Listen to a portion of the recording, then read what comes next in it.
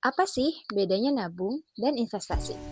Halo teman-teman, selamat datang di playlist literasi investasi terkini. Teman-teman, kalian udah pernah dengar belum nabung dan investasi? Menurut kalian, nabung dan investasi itu sama atau berbeda? Atau kalian juga pernah mikir kalau investasi itu cuma untuk orang yang punya banyak uang atau punya banyak aset? Tapi, apa iya seperti itu? Oke, yuk kita bahas bareng-bareng. Pertanyaan pertama, nabung sama investasi itu apa sih bedanya? Perbedaan nabung dan investasi. Gampangnya gini, nabung itu untuk aman, sedangkan investasi itu untuk tumbuh. Ibaratnya kamu nabung, ya, kamu nyiapin payung, nggak kamu pakai tiap hari, tapi kamu pakai ketika kamu perlu waktu hujan. Jadi payung yang kamu simpan tadi kamu keluarin deh. Nah, karena kamu butuh untuk pakai di hari hujan. Nah, tabungan seperti itu. Nah, tapi kalau investasi itu ibaratnya kamu nanam benih atau pohon. Nggak langsung panen, tapi kalau dia tumbuh dan berbuah dan menghasilkan hasil yang banyak, kamu akan mengalami yang namanya apa? Keuntungan. Ya, kamu jadinya punya banyak keuntungan yang kamu peroleh dari benih tadi. Padahal dari benih tadi kan cuma satu, tapi karena dia berbuah, menghasilkan hasil yang banyak, kamu jadinya diuntungkan dari hasil tanam benih itu. Jadi itu untuk skema investasi. Kenapa katanya nabung penting banget? Jawabannya karena hidup itu penuh kejutan. Misalnya kayak motor rusak, sakit, atau tiba-tiba ada keperluan mendadak. Nah, kalau kita nggak nabung, persoalan atau masalah yang kecil bisa jadi besar. Kenapa? Karena kita kesulitan untuk menemukan solusinya. Nah, jadi nabung itu bukan biar kita kaya ya, tapi buat kita tenang. Ketika kita butuh, kita perlu, dan harus mengeluarkan itu, kita bisa ngeluarin dari tabungan kita tadi untuk menyelesaikan permasalahan itu. Kalau investasi, resikonya segede apa? Jawabannya, investasi pasti punya resiko ya. Investasi itu uang kita diajak kerja, jadi punya potensi untung, punya juga potensi rugi. Namanya juga uang kita kerja di suatu perusahaan atau suatu bisnis. Jadi nggak ada tuh yang namanya investasi tanpa resiko, nggak ada ya. Resikonya pasti ada. Investasi pasti punya resiko, tapi kalau ditanya gede atau kecilnya tergantung instrumen investasi yang kalian pilih. Kalau tinggi resikonya misalnya ada saham, kalau yang tengah-tengah middle ada emas, kemudian ada juga yang resikonya rendah, itu misalnya reksadana pasar uang. Nah, kalian tinggal pilih sesuai dengan diri kalian, kemampuan kalian. Yang mana investasi yang kalian bisa menginvestasikan uang kalian di situ dan kalian tenang dengan investasi itu, baik itu nanti bisa cuan atau bisa rugi. Jadi gunakan uang di luar uang kebutuhan kalian, gitu ya. Jadi harus nabung dulu atau investasi dulu? Jawabannya sesuai dengan kehidupan kalian masing-masing. Tapi kalau aku secara pribadi, biasanya aku itu mengutamakan dana untuk diri aku dulu ya, kebutuhan, dana darurat gitu. Itu aku dulu atur dana-dana itu. Nah, kemudian kalau ada dana yang sekiranya dana dingin di luar dari kebutuhan kita, nah itu bisa kita investasiin. Tapi kalau kalian takut dengan instrumen investasi yang high risiko ya, risiko tinggi, ya udah kan pilih aja yang risikonya rendah gitu. Karena instrumen investasi itu macam-macam. Ada yang risikonya tinggi, ada risikonya menengah, ada yang rendah. Kalian pilih kira-kira aku kalau yang tinggi aku aman nggak ya? Kalau kamu panikan, kamu pilih aja yang menengah. Atau menengah juga panikan, udah kamu pilih aja yang rendah gitu.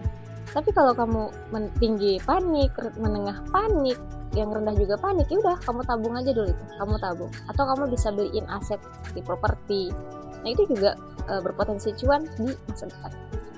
Apa kesalahan yang paling sering terjadi? Jawabannya adalah FOMO. Gak mau ketinggalan, terlalu panik, buru-buru. Seperti orang yang sedang dikejar-kejar, padahal gak ada yang ngejar. Nah, jadi kalau kalian belum punya tabungan, belum punya pegangan, kebutuhan juga masih belum terpenuhi, jangan maksain buat harus investasi sekarang juga gitu, jangan. Tapi kalian bisa bertahap gitu kan, nabung aja dulu, tabung dulu kebutuhan kalian, penuhin kebutuhan kalian. Nah, dana yang sekiranya bukan kebutuhan kalian, kita sebut dana dingin namanya, dana di luar kebutuhan yang lain-lain. Nah, itu baru bisa kalian coba investasi. Tapi jangan sembarangan investasi. Kalian harus punya dulu juga ilmunya, belajar dulu, belajar. Bagaimana cara melihat perusahaan yang berpotensi untung ya, atau ada namanya analisis fundamental. Nah, itu kan cek dulu perusahaan ini perusahaan apa sih? Bidang apa sih? Kerjanya ngapain sih? Mereka dapat untungnya gimana sih? Kalaupun rugi, ruginya seberapa besar sih? Laba dan untung perusahaan ini gimana sih setiap tahunnya? Nah, kalian pelajarin dulu itu. Pelajarin dulu fondasinya. Baru deh kalian bangun ke atas. Kayak rumah, fondasinya kokohin dulu. Baru kalian bangun ke atas. Jadi harus bijak. Kalau uangnya sedikit gimana? Jawabannya, nggak masalah. Nggak masalah gimana nih? Padahal kan uang sedikit masalahnya banyak.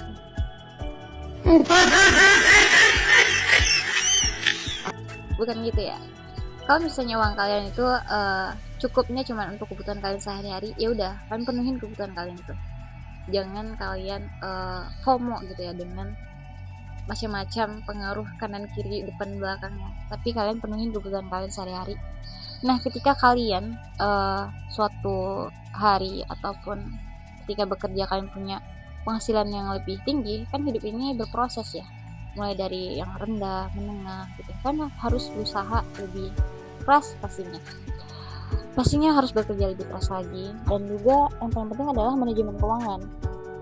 Hasil kalian itu, hasil baik itu gaji, penghasilan bukan gaji, perkebunan atau pertanian, itu nggak akan pernah cukup kalau kalian manajemennya buruk. Manajemen buruk itu seperti apa sih? Misalnya kebutuhan udah terpenuhin, kalian juga sibuk memaksakan keinginan ya di luar kebutuhan. Nah, kalian pengen barang mewah ini itu, padahal kalian nggak butuh itu, mementingkan keinginan. Boleh-boleh aja, tapi kalian harus mengontrol itu. Nah, ketika kalian merasa ini kayaknya berlebihan dan tidak sesuai dengan diri kalian dan terlalu memaksakan, udah kalian jangan lakuin, stop. Jadi kan bisa mengatur keuangannya lebih bijak lagi. Kalau kalian semakin bijaksana mengatur keuangan, maka sedikit pun maka akan bisa untuk disisihkan. Sebanyak apapun kalau manajemen keuangannya jelek, itu nggak akan cukup. Jadi manajemennya harus diperbaiki lagi dan juga bekerja lebih keras lagi untuk menghasilkan hasil yang lebih baik. Jadi teman-teman, nabung itu soal rasa aman, tenang. Ketika kita perlu, butuh, kita punya yang namanya tabungan, bisa kita keluarin.